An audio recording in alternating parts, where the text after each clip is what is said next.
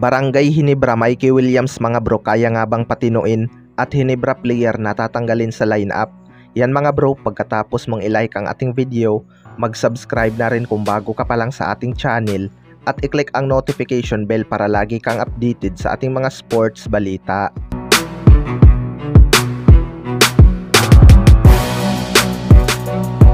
So matagal na ngang walang balita kay Mikey Williams matapos i-terminate ng TNT Tropang Giga ang kanyang kontrata mga bro.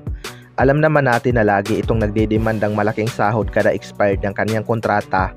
Pero deserve din naman talaga siguro nito magkaroon ng malaking kontrata mga bro. Dahil may napatunayan naman talaga ito. Siya nga ang number 1 local scorer ng TNT Tropang Giga sa kanilang dalawang kampyonato at di hamak na mas marami itong pinahirapan. May mga malalaking kontrata din naman siguro sa ibang team mga bro, pero hindi nga lang nila pinapublic.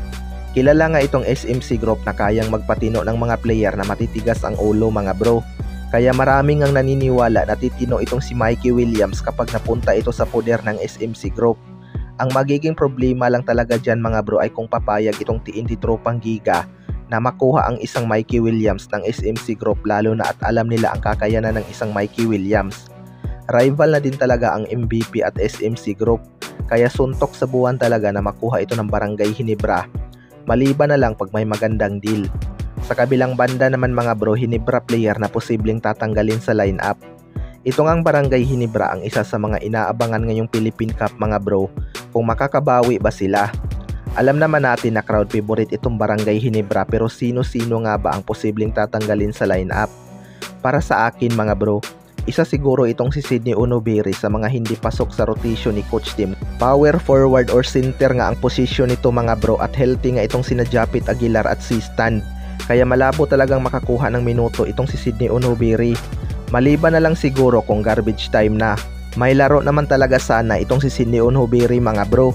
Sadyang hindi lang talaga siya swak sa Barangay Hinebra dahil solid nga ang kanyang mga kaposisyon dito. Sunod naman ay itong si Raymond Aguilar mga bro.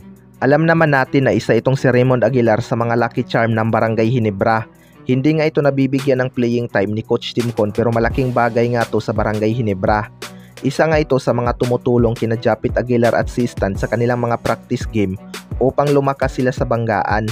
Hindi man ito kasama sa rotation ni Coach Tim Con, panigurado hindi talaga nila ititrade ang player na to dahil malaki nga ang naitutulong nito off the court. Hindi lang talaga nakikita ng iba ang kanyang ambag sa Barangay Hinebra, pero lagi nga itong handa kapag kinakailangan ni Coach Tim ko ng backup big man. Kaya abangan na lang natin. Kayo mga bro, anong masasabi nyo tungkol dito?